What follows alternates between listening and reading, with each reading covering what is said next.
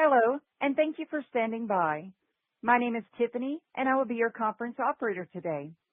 At this time, I would like to welcome everyone to the Haivision fourth quarter 2025 earnings call. All lines have been placed on mute to prevent any background noise. After the speaker's remarks, there will be a question-and-answer session. If you would like to ask a question during that time, simply press star, then the number 1 on your telephone keypad. I would now like to turn the call over to Mirko Wicha, President and Chief Financial Officer. Sir, please go ahead. Thank you, Tiffany. Just to make a correction, I am the Chief Executive Officer. Dan is the CFO, but that's okay. I will steal all his thunder anyways. So thank you everyone on the call for joining us today to discuss the fourth quarter of our fiscal year 2025, which ended October 31st. Now, as mentioned in our previous calls, we are now well into our 2-year strategic plan as we continue to deliver the double-digit revenue growth we have been promising. Now, today I'm very happy to report that we achieved a Haivision record quarterly revenue in Q4, eclipsing $40 million for the first time ever in any quarter. Now, we also delivered a 17.6% EBITDA margin performance. And we have always said that to achieve 20% plus EBITDA performance, we will need to be at scale, around $150, $160 million range. I believe we are very close to delivering on this targeted EBITDA range and demonstrate the full earnings potential of Haivision. Our continued double-digit revenue growth is part of our long-term plan to bring us to our historical CAGR growth rate of approximately 20% per year since the founding of Haivision. The focus this year and the next year is all about cementing the foundation for our long-term, consistent, high revenue growth. I believe we're in a good place right now and on the right path to deliver this long-term growth. Now, we have seen the bottom of the revenue curve back in January of 25, which is now over a year ago. Our key fundamental business model for the control room market, which was the move away from being an integrator to manufacturer, has been complete for several quarters now. We are seeing a continued increase in our long-term sales pipeline. Our business forecast is compelling, and we are seeing strong demand in this market, not just in the U.S., but worldwide.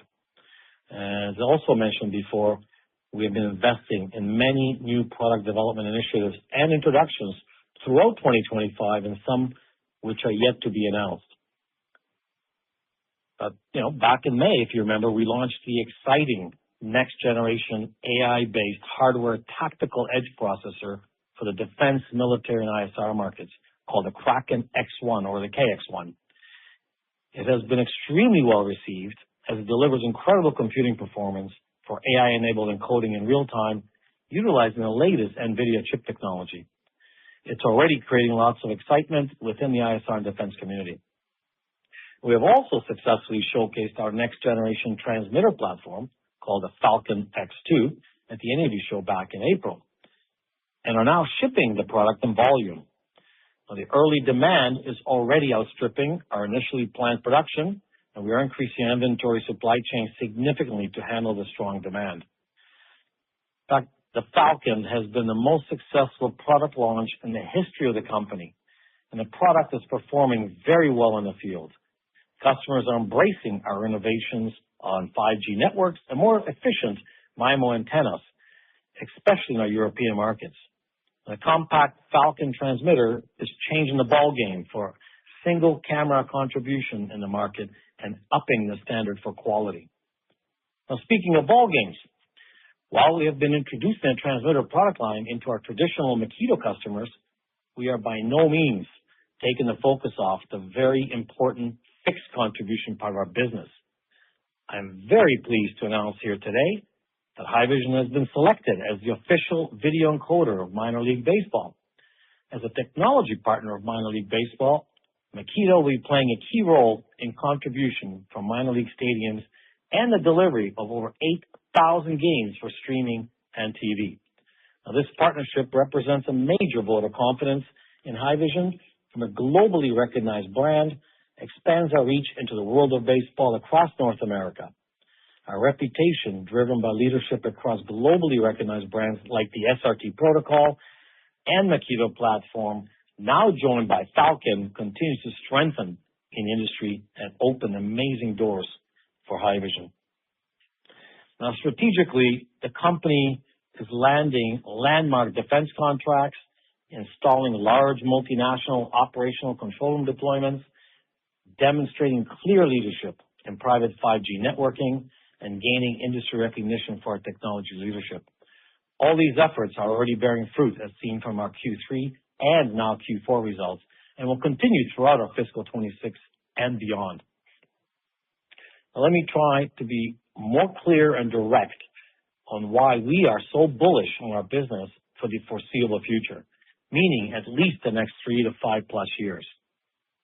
All, and I mean all of our mission-critical focus markets are performing well, and we don't see any slowing down for quite a long time. Let me be more specific.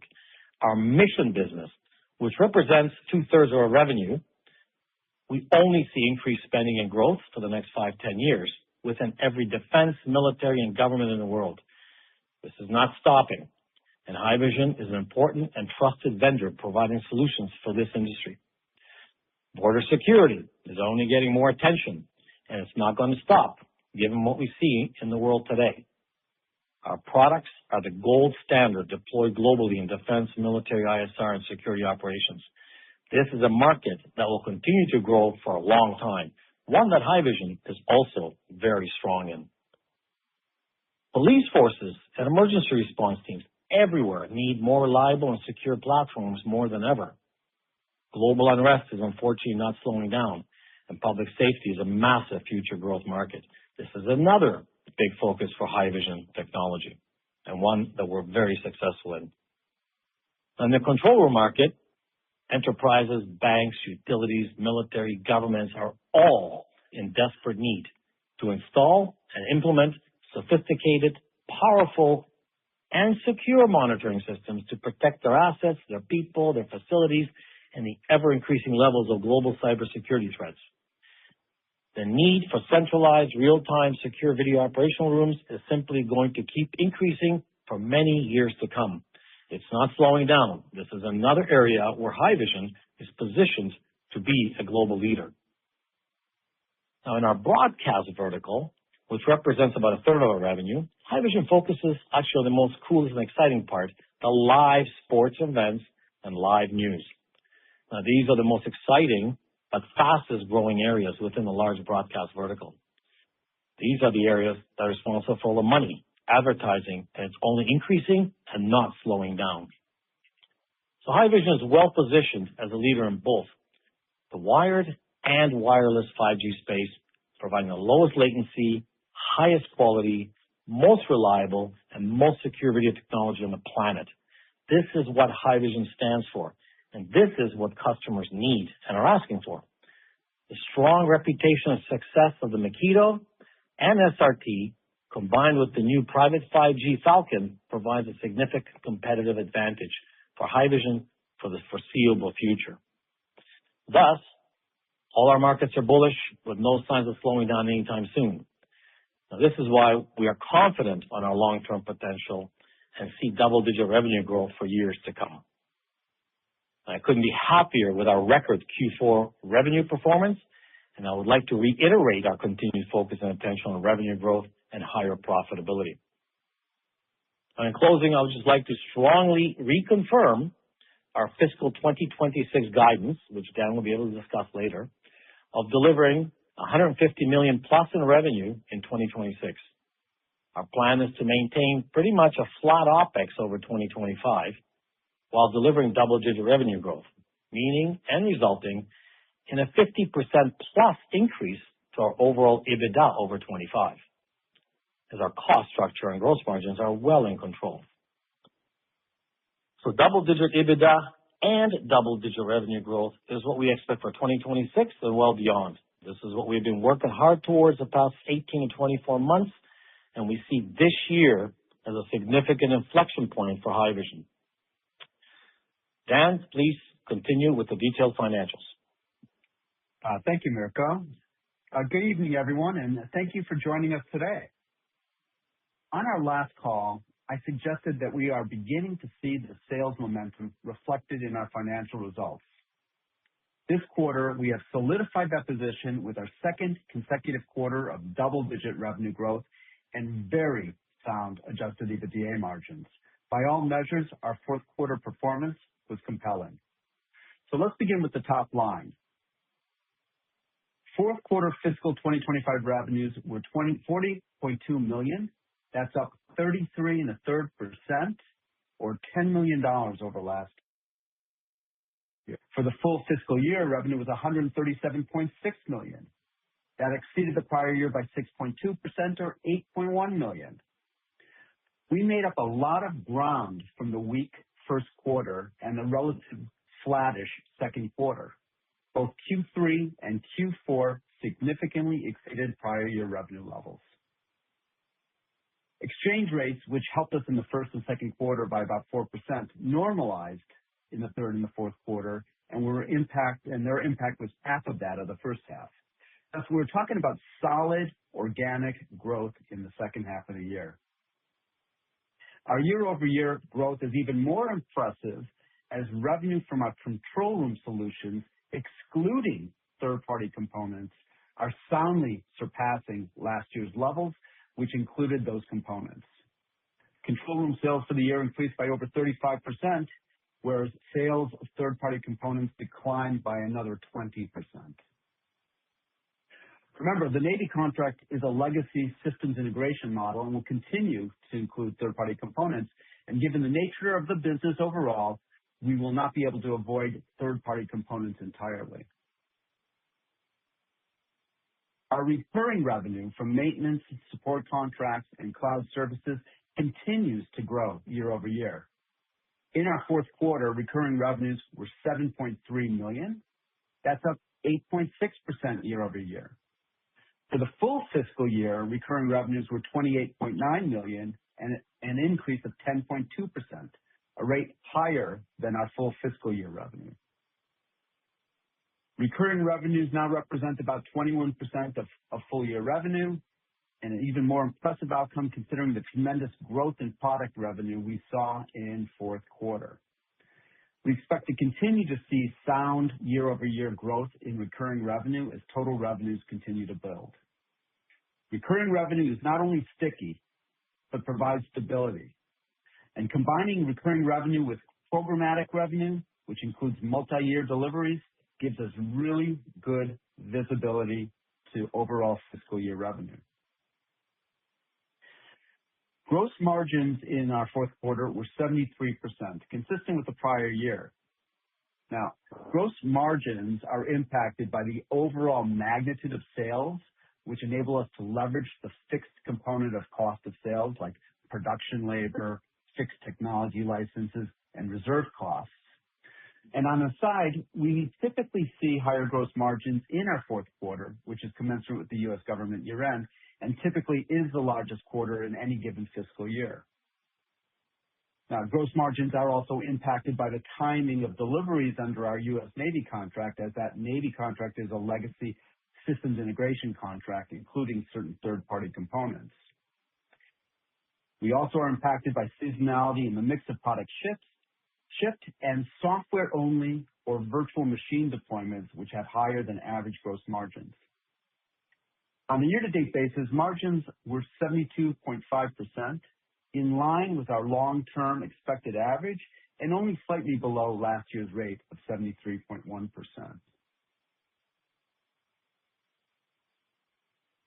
Total expenses this quarter were $25.4 million. That is up $3.6 million from last year. As had been communicated on prior calls, we made incremental investments in sales and marketing and research and development to exploit the opportunities that are presented to us and to groom the company for double-digit revenue growth. Thus, the main drivers to the quarterly increase in expenses include about $1.2 million in sales compensation, including variable compensation related to higher than expected revenues, roughly $1.1 million in additional R&D investments, consistent with our plan to add engineering resources for new products and business opportunities. Approximately $500,000 is related to differences in foreign exchange rates, and then another $400,000 from non-cash share-based payments, which can vary based on the nature and the timing of those grants.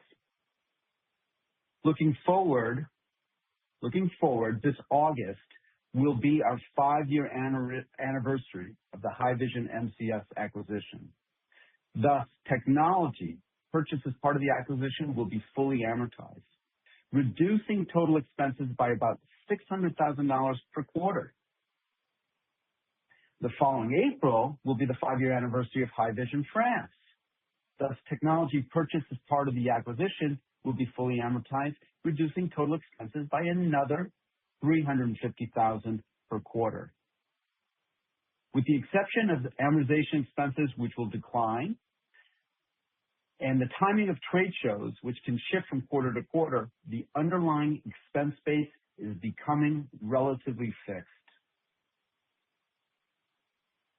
For the full year, expenses totaled $101 million, up $11.8 million from last year. The increase reflects a couple of things. $2.1 million comes from currency impacts. We have launched hedging programs on euro-denominated assets and liabilities to reduce the Canadian dollar exposure to such fluctuations. This is in addition to the hedging program for U.S.-denominated assets and liabilities. $1.7 million of the increase is a non-recurring litigation expense related to the Vitek case. The reward represents just a fraction of their original claim.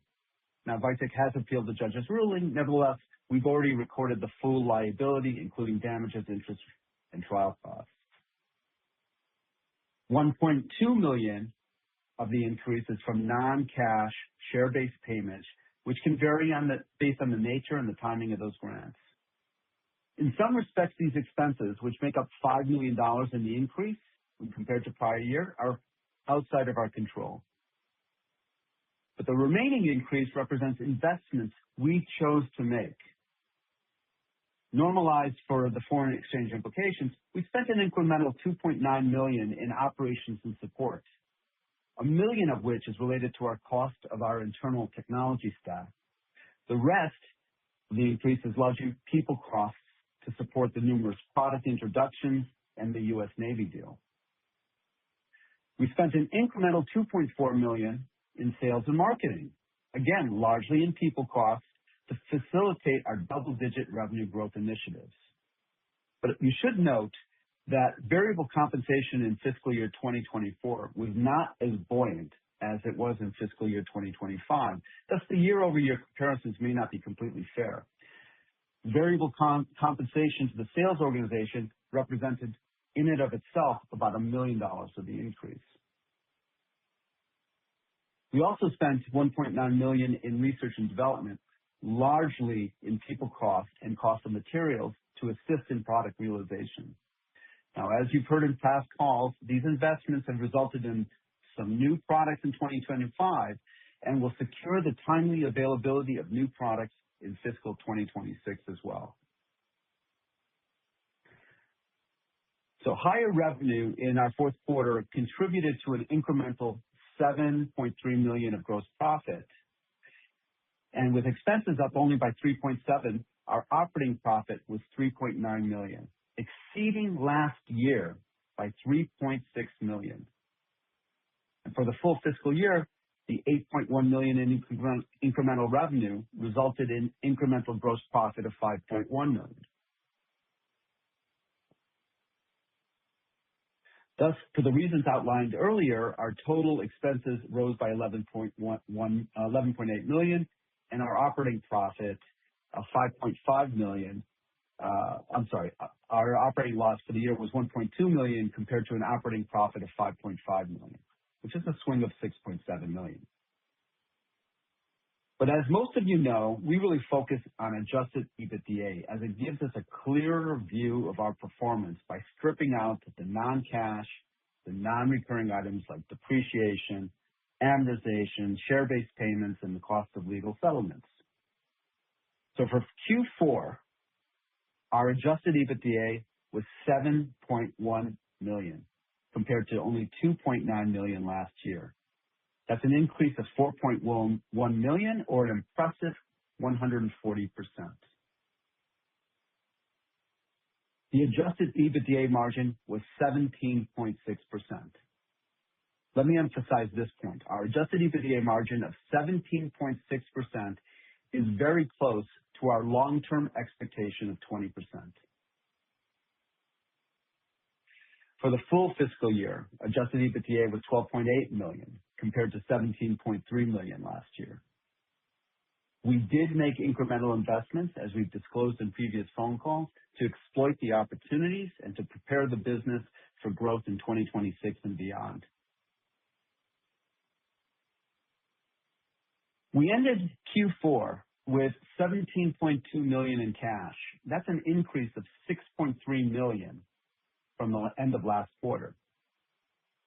In addition, the amount outstanding on the line of credit declined by $5.2 million.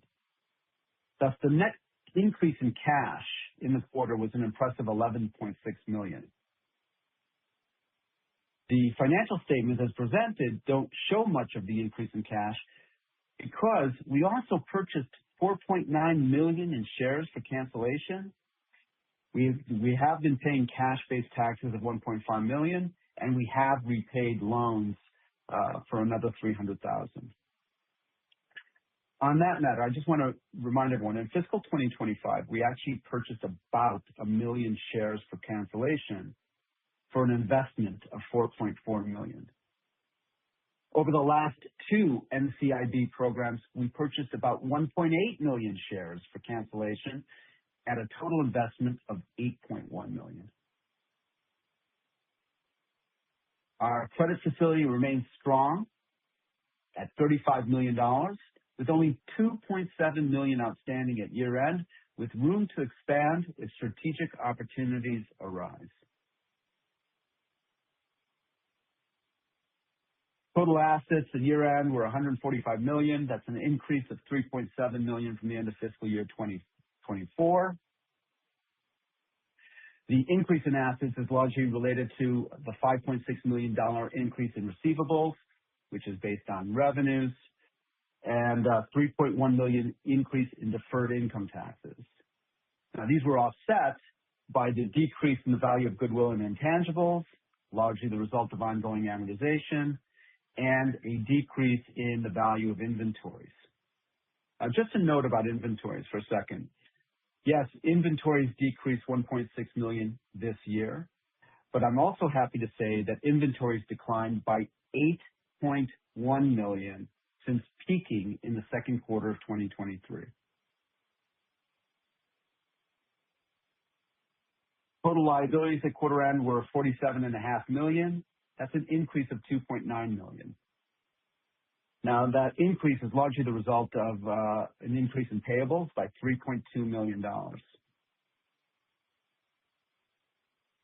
Now, to avoid the typical questions that we usually receive regarding tariffs, I want to remind everyone, our proprietary products are covered by the USMCA trade agreement. There are no tariffs on products manufactured in Canada when sold into the U.S. Our next generation transmitter products will be manufactured in North America, mitigating the impact of those 15% tariffs. We believe that we are well positioned and may actually have a competitive advantage compared to all our competitors, many of our competitors who manufacture their products overseas.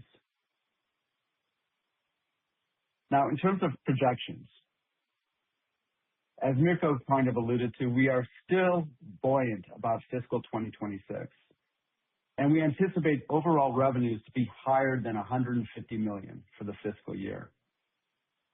This is consistent with our double-digit revenue growth trajectory. More impactful is that we are going to leverage relatively flat operating expenses, and we anticipate our adjusted EBITDA to grow by at least 50%, a much faster rate than top-line growth, illustrating our ability to leverage our OpEx. So if I could summarize our overall performance, In Q3, we delivered solid double-digit revenue growth of over 14%. In Q4, we delivered solid double-digit revenue growth of 33%. Gross margins are stable. We achieved our long-term expectation of 72.5%. Our OpEx has largely stabilized at these levels, though we will see quarterly variations based on the timing of marketing spend. Our adjusted EBITDA margin in our fourth quarter was 17.6%, a bit shy of our long-term objective of 20%, but clearly demonstrates the earning potential of the business. And we purchased 1.1 million shares for a total investment of $4.9 million in the year. A pretty successful accomplishment for the year. With that, I'll turn it back to Mirko for Q&A, and thank you again for joining us on today's call. Thanks, Dan. I guess we'll open up for questions. And Operator Tiffany, you can start with the questions, please. At this time, if you would like to ask a question, press star, then the number 1 on your telephone keypad. To withdraw your question, simply press star 1 again. We will pause for just a moment to compile the Q&A roster. Your first question comes from the line of Robert Young with Canaccord Genuity. Please go ahead. Hi, good evening. First question, just on the guidance. I think, Mirko, at the beginning you said that you could hit or you would need 150 to 160 million in top line to break through 20% EBITDA margins. And then, Dan, I think you said the 50% growth in EBITDA. My math is right. That put it around 13%. And so I'm just curious about the path from 2026 to 20% EBITDA margins, given if you're already over 150. Just help me understand, what needs to happen to bridge that. Okay. Go ahead, Mirko. Go ahead. Well, go ahead if you want to take that one. I can add to it. Well, so we've always sort of suggested that we think we could be at scale at 150 to 160 million. I think when we threw out the 150 million, that was almost half a decade ago or even more than that. Cost structures have changed a little bit, and I think it might be closer to 160 million given all of the new things that we have to put in place. We just accomplished $40 million in revenue, and we just had 17.6%. Now, I don't think anyone believes we're going to be able to do $40 million each quarter next year. Our first quarter is going to be less than $40 million. Typically, our fourth quarter is our most robust quarter, and and part of it is because it's commensurate with the U.S. government year-end. So we have to sort of average what we can expect to do in the first, second, third, and fourth quarter to get to the $150 million mark. And we will have some quarters that will not be at 40 million, and we won't be able to get to that 20% number. So we're being cautiously optimistic. We do believe that a 50% increase in EBITDA is very, very doable. And you're right, the mathematics kind of puts it down a little bit below the 15% level for the full fiscal year. But we're knocking on that door. Yeah, and I would say, Robert, to Dan's point, I think it really on a full year basis, we'll be looking at 2027 as our target. Okay, that's all really helpful. Thanks for that. And then you said that the mission related component of your business is roughly 2/3. I know you said that previously, but I was wondering if it might be helpful to provide a little more information around what percentage of the business is related to defense. Is that something you'd be willing to share? I've asked this in the past. We don't really break it down. Dan, do you have a rough, we could do a rough number, but we don't actually break it down specifically defense. But we really don't have that number. Yeah. We certainly don't have it from a revenue standpoint. We sort of track on the sales side of the equation, but it's a little bit of a complicated exercise because you've got where does the client reside, and then what's the technology that's being sold into it. And so, you have all sorts of anomalies that we have to curate before we can come up with a number that would be meaningful to the group. It's not something that we focus much of our attention on. Okay. Yeah, I mean, look, Robert, I mean, to give you an example, I mean, I guess you could consider the Pentagon as defense, right? Ironically, we classify our project at the Pentagon as government because it's the video deployment throughout the entire Pentagon, right? So it could be defense, but we kind of classify it as government, like NASA, right? Is enterprise, but yet is government, so it gets complicated. Okay. That's helpful. I mean, if I think of the business in the past, you said that, media broadcast is a third, and defense and government are a third, and enterprise are a third. Is that still roughly the same? And then is that enterprise piece, what does that comprise? Maybe give us a little sense of, how far that leans toward defense or towards security or situational awareness. That'd be helpful.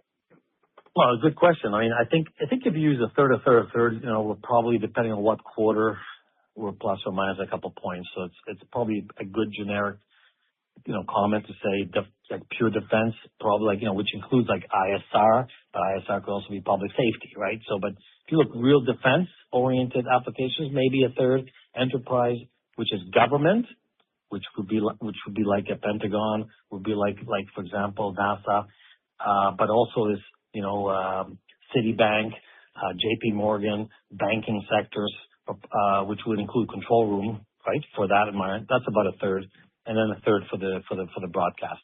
So if you look at the enterprise for us, it's government, enterprise, control room market, and I guess for the sake of argument, say non-defense related. Right? That's how you want to break it down. And public safety. Yeah, on public safety, right? Like, police stations. Like, when a police department puts out their control room system, it involves a lot of our ISR assets as well, but it's video coming into for emergency response, collaboration, and that's our C360 environment. That's public safety, right? Okay, that's really helpful. Any way you want to look at it, I guess a lot coming from defense spend. And I think you've said permission. In the past, you've said that, and I think you updated this quarter. I think you said you have large pipeline opportunities in both enterprise and defense. And would that split of the pipeline be similar to the revenue split? Is it a third, or would you say that more of the pipeline opportunity is driven by government and defense? I imagine those are longer duration contracts. Maybe if you could give me a little color around that would be helpful. Yeah, no, you're right. I mean, they are different, and they're also different timing and the length of them. But I would say at the moment, I mean, just looking at today and looking at the long-term pipeline, there's a tremendous pipeline amazingly enough, in our banking sector, where there's a lot of emphasis right now on cybersecurity and people putting in control room environments, which tend to be quite large and also multinational. You have a lot of customers that are deploying, they're first to deploy the central system and then they're deploying it all across the world. So those tend to be pretty large, but they tend to be multi-year and pretty long. So it's hard to put a finger on it, which kind of mimics some of the defense contracts, right? I mean, these things are also long. Look at the Navy program. We did the Canes program. We did the Predator program. We did the State Department program. And these things are, 5 to 15 years. So they tend to look kind of similar based on a programmatic type of business. So I haven't really looked at the actual split, but I don't see any weird anomalies that would lead me to think that the third is still not a good number.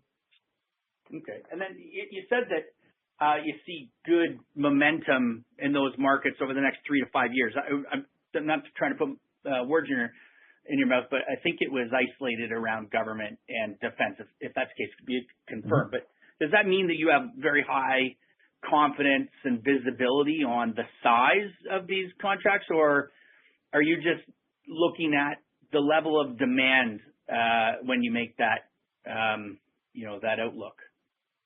It's pretty much a combination of both.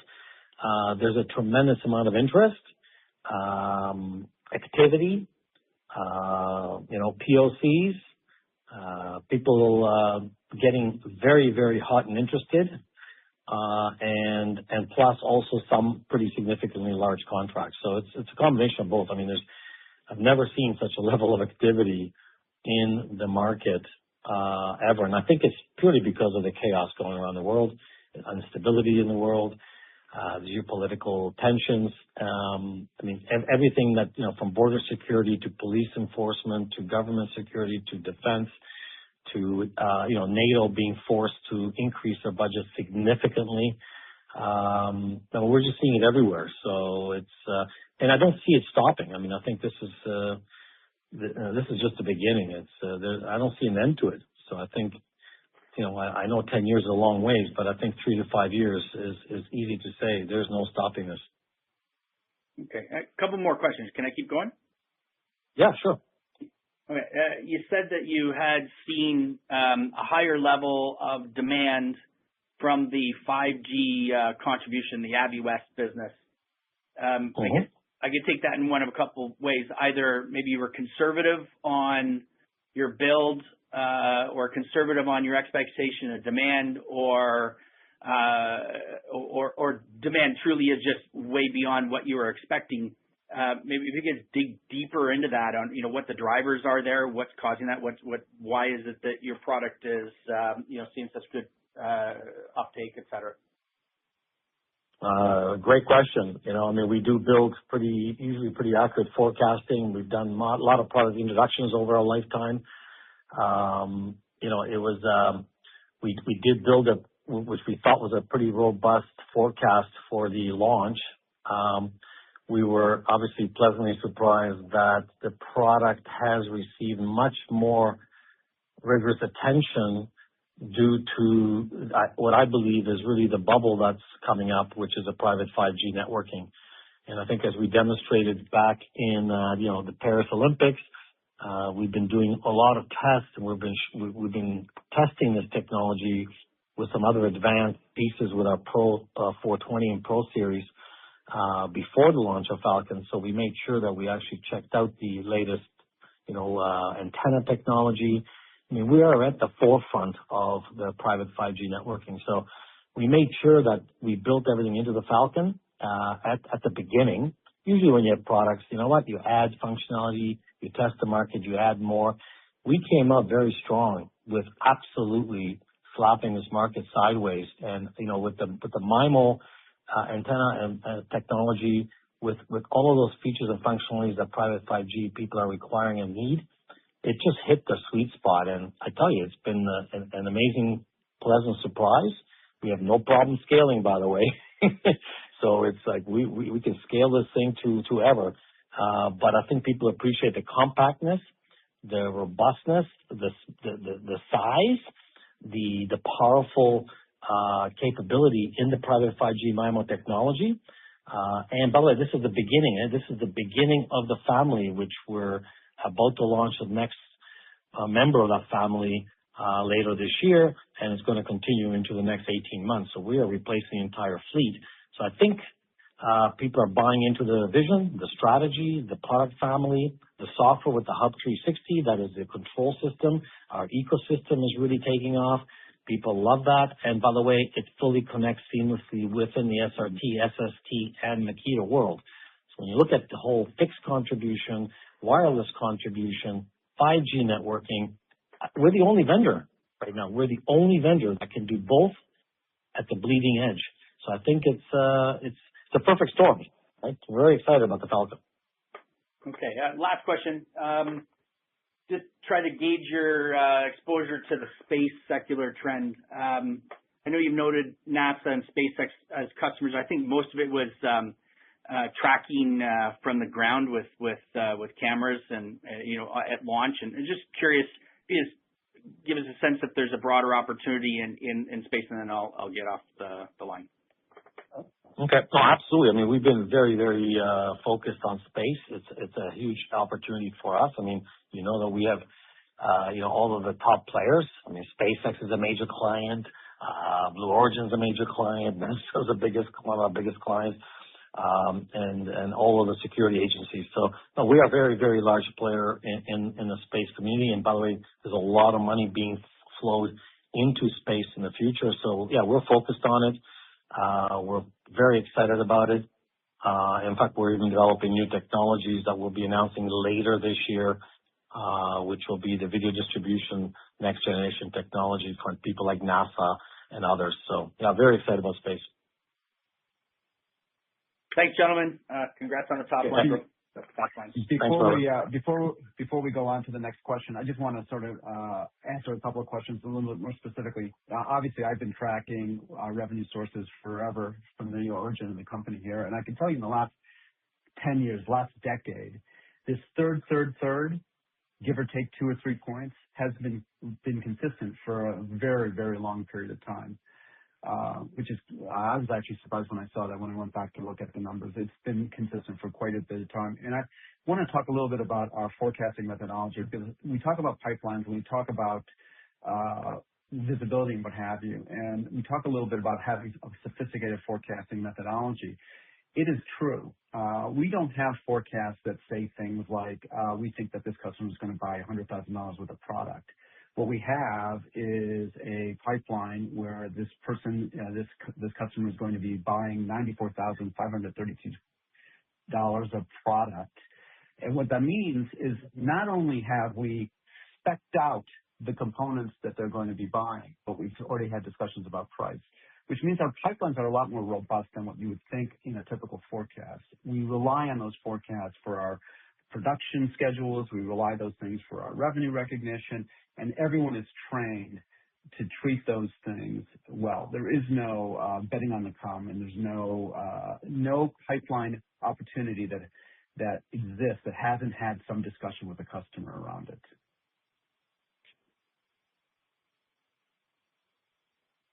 Okay, next question.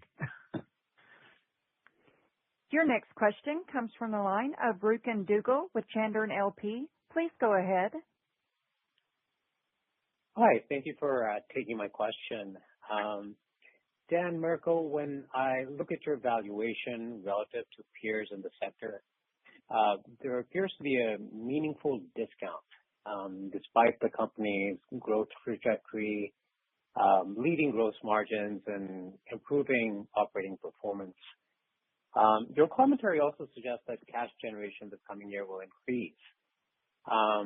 With our NCIB, we've certainly been buying back shares, but has the company and the company's board considered significantly more aggressive share repurchases as a capital allocation priority, given what appears to be an attractive entry point in current levels? And how aggressive can we be?